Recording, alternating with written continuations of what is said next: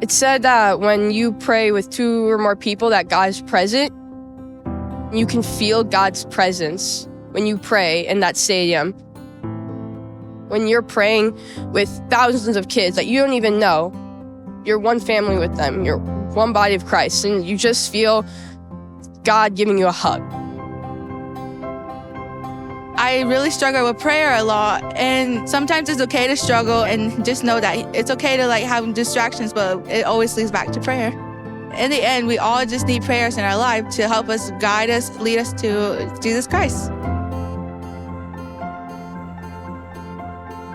This is such a beautiful opportunity to connect with people and aspects of our faith that we weren't even aware of. Just for the Holy Spirit to open our minds and to help us hear His voice in the many different ways that He's speaking to us and showing us what it really means to be Catholic.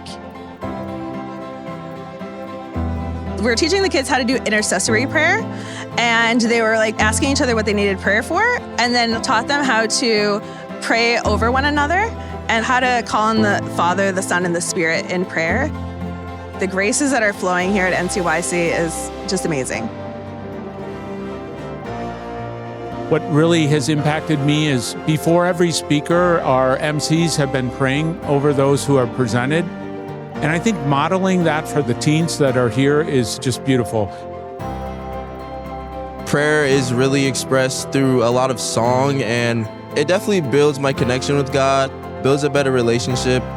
It's been a great experience seeing prayer at NCYC. I went to confession and I felt healed. God doesn't need anything from you. He just needs your heart.